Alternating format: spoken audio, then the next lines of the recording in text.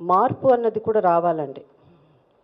జగన్మోహన్ రెడ్డి గారిని ఇప్పుడు chief minister Andhra రాష్ట్ర ప్రజలు తప్పకుండా చేస్తారన్న విశ్వాసం నాకుంది.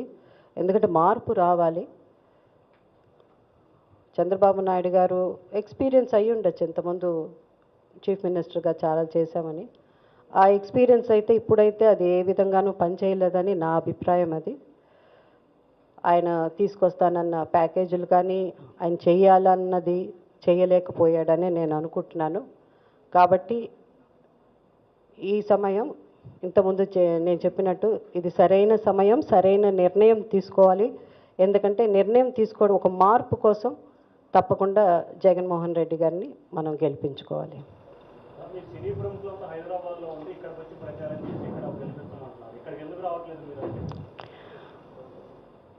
ఇది మీరు చంద్రబాబు నాయుడు గారిని అడగాల్సిన ప్రశ్న అండి, నన్ను అడగాల్సిన ప్రశ్న కాదు.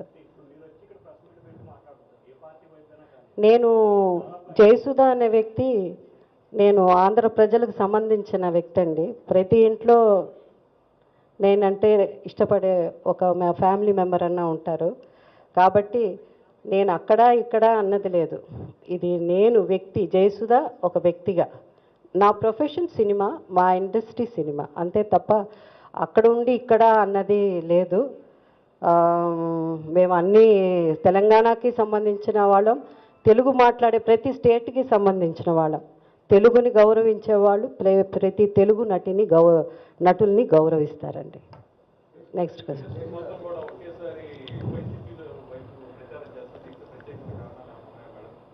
యాక్చువల్గా అండి, మన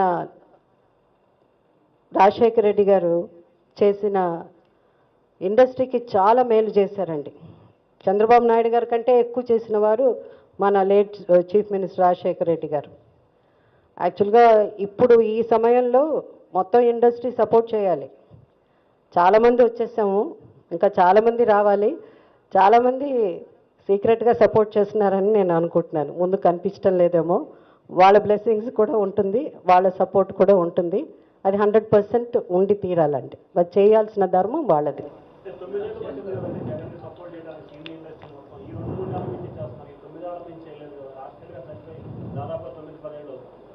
అంటే ఏమవుతుందండి, సినిమా పాలిటిక్స్ రెండు డిఫరెంట్ ఇదండి.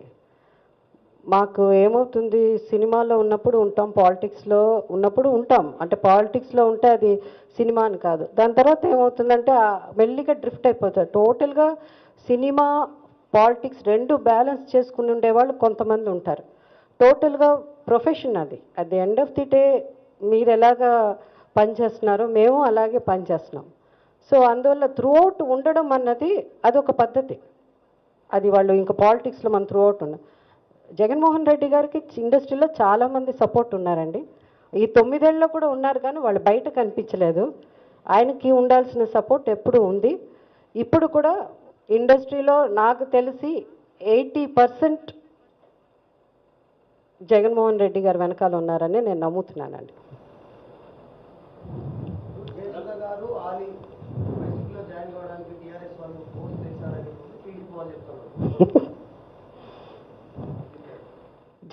టీఆర్ఎస్కి ఎట్లా సంబంధం ఉంటుంది చెప్పండి, దీంట్లో ఏ విధంగా సంబంధం ఉంటుంది? పైగా ఫస్ట్ ఆఫ్ ఆల్ ఒకటి క్లారిఫై, సినిమా వాళ్ళని మాత్రం ఎవ్వరు ఫోర్స్ చేయలేరండి. అదొక్క గొప్ప విషయం. ఏంటంటే సినిమా వాళ్ళు ఎట్టి పరిస్థితుల్లో ఎవరో చెప్తే వెళ్ళిపోయి అన్నది, వాళ్ళుగా పాలిటిక్స్లో జాయిన్ అయ్యేటప్పుడు జాయిన్ అవుతారు, అది వేరే విషయం.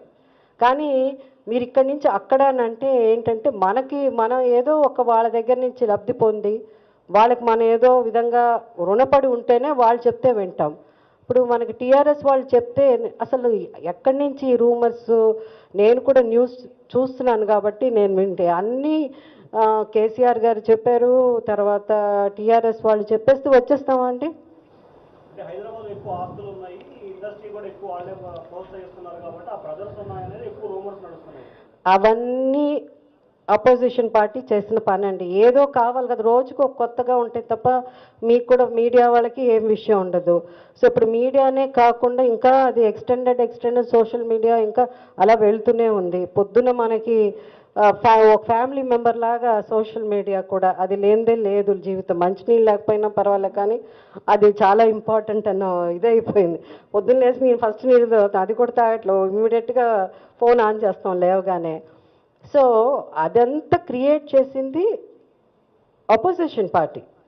అంటే అపోజిషన్ పార్టీ అంటే టీడీపీ, వేరెవరు మనది ఉన్నట్టు మాట్లాడుకోవాలి కదా, వాళ్ళే టీవీలో వాళ్ళే కదా మాట్లాడుతున్నారు. సో అసలు సంబంధం ఏముంటుంది? అబ్సల్యూట్లీ ఇట్స్ నాట్ ట్రూ అండి, సంబంధమే లేదు ఇది.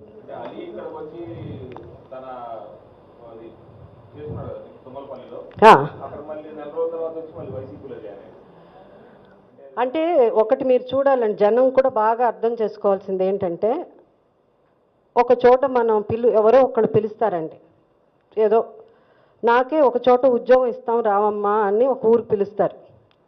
పిలిచిన తర్వాత నేనేదో ఎంబీఏ ఏదో మాస్టర్ ఏదో పెద్ద చదువుకున్నా, ఎంబీఏ ఏదో చదువుకున్నాను అనుకోండి.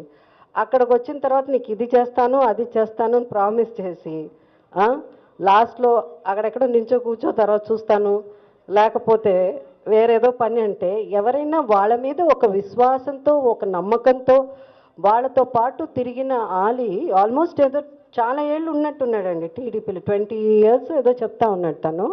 20 years తిరిగి కనీసం అతనికి ఒక్క పోస్ట్ కూడా ఇవ్వకుండా ఉంటారండి. అలాంటప్పుడు ఒక నెల ముందే ఏంటండి, ఒక రోజు ముందు కూడా సడన్గా మార్చే ఆ బాధ ఉంటుంది కదా.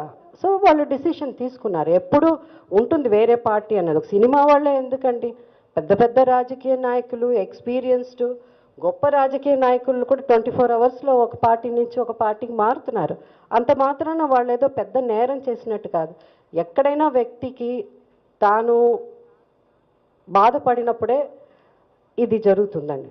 అది జనరల్గా అందరూ మనుషులు మనలో ఉన్న విషయమే అది. సో పాలిటిక్స్ వచ్చినప్పుడు వీళ్ళు వేరే సపరేట్ మనుషులు కాదండి, అందరూ ఒక్కలే. Anything else?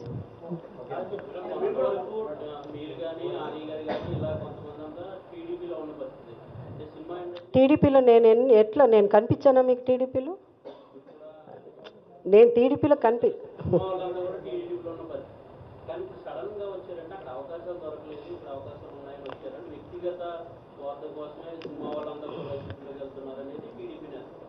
వ్యక్తిగత స్వార్థం అంటే ఈరోజు ఒక పార్టీలోకి ఎందుకు వస్తామండి? మనకు పని చెప్పాలి కదా. మీ చేతి కెమెరా ఇస్తేనే కదా వెళ్ళి షూట్ చేసుకుని రమ్మని, మీకు కెమెరా ఇస్తేనే కదా మీరు వెళ్ళి షూట్ చేస్తారు.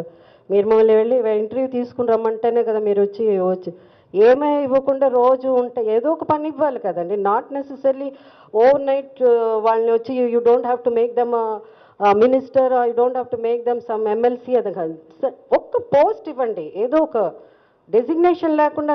జయసుధ అంటే అందరికీ తెలుసు కదా, ఆలి అంటే అందరికి తెలుసు కదా, ఏమని వెళ్ళి రోజు నించుంటాం? మేము సినిమా యాక్టర్లు కానీ అంతకని మేము వెళ్ళి స్టేజ్ల మీద డ్రామాలు వేయడానికి కాదు కదా వచ్చింది, ఏదో ఒక సేవ చేయడానికి వచ్చినాం. అట్లీస్ట్ అక్నాలెడ్జెస్, కొంచెం ఒక మర్యాద ఇవ్వండి మాకు కూడా, మాకు ఒక గౌరవాన్ని ఇచ్చి ఏదో ఒక మీరు పోస్టే ఏదన్నా ఇచ్చి ఇదేం పోస్ట్ మేమేం చేస్తాం అని అంటే అప్పుడు తప్పు పట్టచ్చు.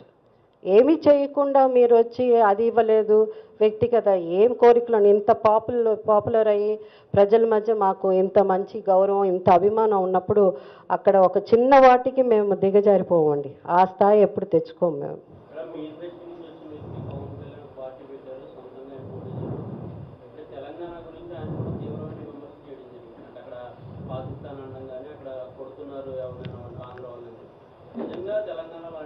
అస్సలు పవన్ కళ్యాణ్ గారు చెప్పే మాటల్లో ఒక్క మాట కూడా నిజం కాదండి.